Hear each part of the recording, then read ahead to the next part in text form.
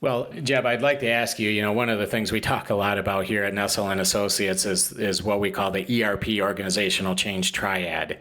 And when we say process or triad, of course, that means the people or the culture, the technology, and the process.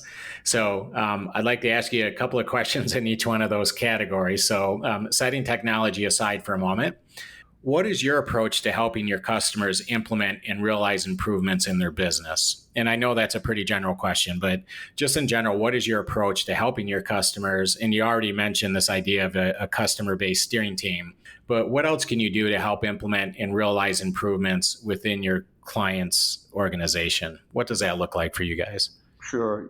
For the initial implementation, we have a very structured process and in a roadmap that our project manager leads the distributor through the implementation process from A to Z. At the end of the process, they go live on our software. And during that period, we do a tremendous amount of training and, as importantly, a tremendous amount of testing so that every invoice that's going to be sent out on day one when they're live on our ERP system is accurate to the penny. And it needs to be, our goal is to have an implementation process that is transparent to the retail customer who's buying from our wholesaler so that they don't even know that systems have changed. Yeah. And then after they're live and up and running on our software, we can do software upgrades extremely easily.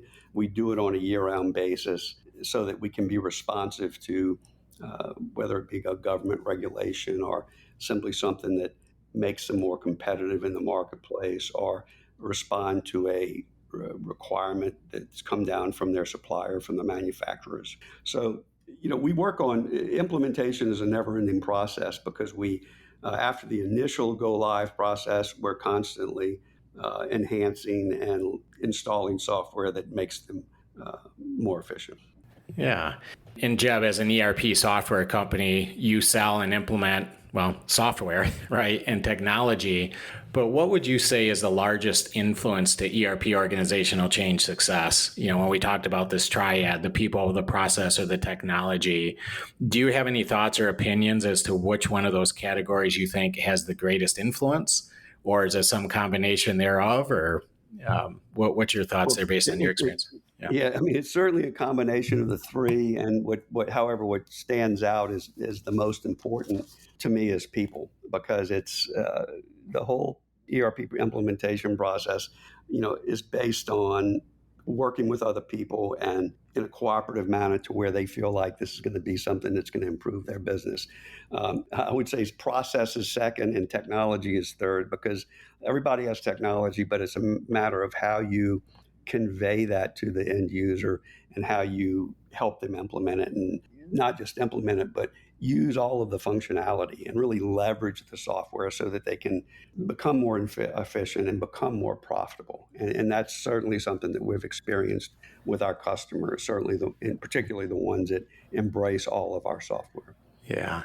We actually had many ERP software vendors on our show and many more to come.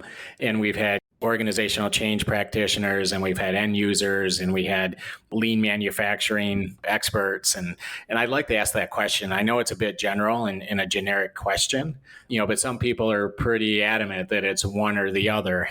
So I always enjoy that, asking that question, and I really appreciate the variance in responses. But, I think at the end of the day, it is a mixed bag of all of those. Sure. Absolutely. To be sure, whether it's dotting I's and crossing T's tactically in your project management plan or proper business process training. And, as you mentioned, Jebb, this idea of when it comes to changing processes internally to match the ERP package, sometimes that's no easy feat, right? I mean, talk about change resistance. People don't like to change their process. And I think sometimes that's where you could go into any business and say, hey, you probably didn't invent business, right? And Right. and there is this idea of best practice, and every ERP vendor will probably tell you that hey, we're going to put our software in your organization. It's based on years of research and implementation and practice, and we really understand for certain industries what that practice should be or what those processes should be, and so therefore you should follow our processes out of the box. And I think that there's maybe a little bit of truth to that, but I also think that some businesses do have nuances in their process and things where out of the box, it doesn't quite fit. I'm on a little bit of a tangent, but I always appreciate the responses to that answer because, there's a lot there. And I think it just goes to illustrate the fact that with successful ERP organizational change, I mean, there's a lot there's a lot of variables, and all of those variables can vary from one organization to the next. Now, the amplitude may not be the same either. But anyways, that's probably a topic for a whole other podcast. Absolutely, no question. There are a lot of moving parts, and Yeah. they have to be orchestrated so that every department in the company is advancing at the same pace, and Yeah. because all of their processes are interrelated, just as all of the software is seamlessly integrated. So Yeah. it's an orchestration. There's no question Yeah. about that. And Jebb, and just for our listeners, it's easy to say, yes, people, processes, and technology.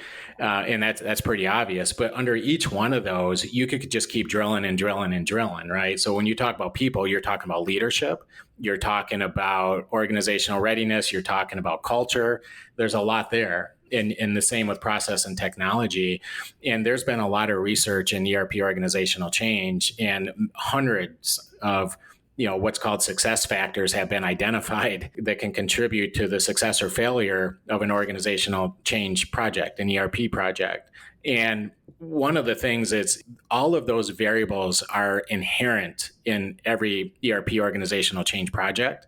So they're there, but the amplitude in which those factors may impact your success varies from project to project or from organization to organization. So just a real simple example. I mean, if you go into an organization and they have really strong leadership, whether it's transformational leadership or whatever it is, that can make things a lot easier when it comes to ERP organizational change. But if you go into an organization, and to your own point, if the leadership isn't engaged in sending a strong message in terms of the effort and the expectations with an ERP implementation, if they're not on board, well, that doesn't help your cause, right? Because I mean, leadership plays a significant part in an ERP implementation, to be sure.